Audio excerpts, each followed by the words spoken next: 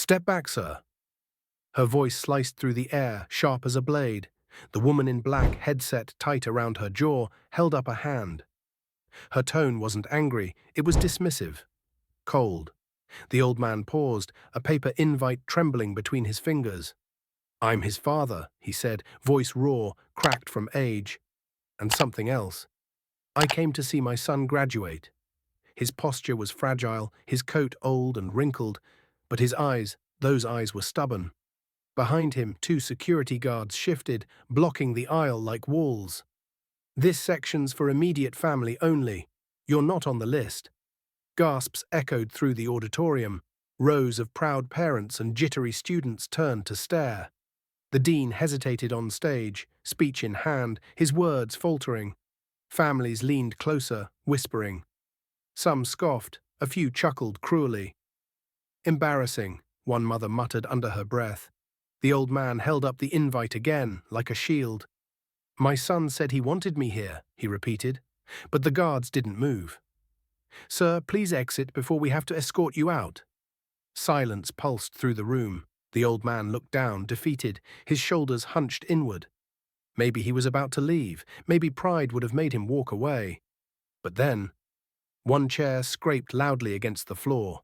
In the second row, a tall figure in a navy uniform stood up. Clean-cut, broad-shouldered, a sealed trident shining on his chest. Without saying a word, he turned toward the commotion.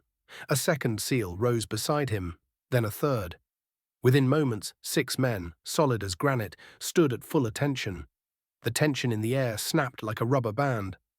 One of the guards blinked. The woman with the headset hesitated. Who are they?" The lead seal stepped forward, walking straight down the aisle with calm intensity. He stopped between the guards and the old man, and then faced the crowd. His voice wasn't loud, but it boomed. "This man has more right to be here than anyone in this room," he said, "because that graduate, his son, he saved our lives." The audience froze. "He dragged me out of a burning Humvee under enemy fire," the seal continued, "took a bullet in the process.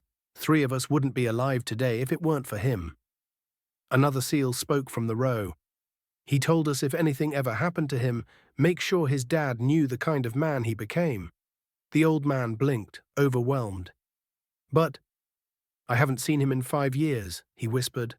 "Not since—" He trailed off. "Since you kicked him out," the first seal finished gently. "He told us. Said he had to leave to grow. But he never stopped trying to make you proud.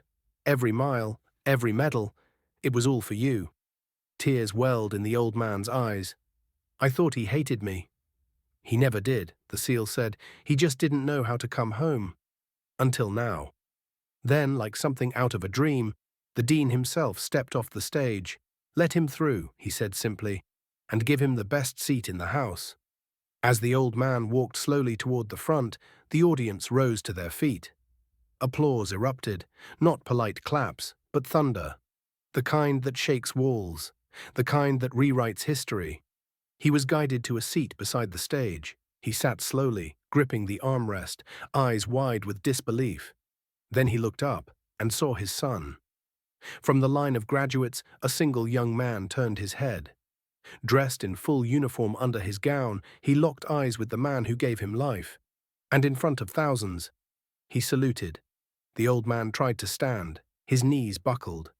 One of the seals rushed to his side, caught his elbow and helped him rise. Trembling, the father raised his hand and saluted back. The room fell silent again. Tears streamed down cheeks. Even the guards looked away, ashamed. The woman with the headset lowered her gaze. Later, when the young man crossed the stage, he didn't pose, didn't wave. He stopped.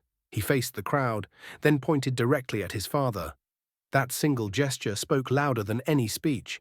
"This is who I did it for," because this wasn't just a graduation. It was a redemption arc, a bridge rebuilt, a father and son story told not with words but through sacrifice, growth, and a salute that said everything. You never know the full weight a man carries until the moment the world tries to strip away his dignity. And you never know who has your back until 6 silent warriors rise in your honor. Before we end this story, let us know in the comment, where are you watching from? If this story touched you, subscribe to the channel and hit that like button and drop a karma in the comments below.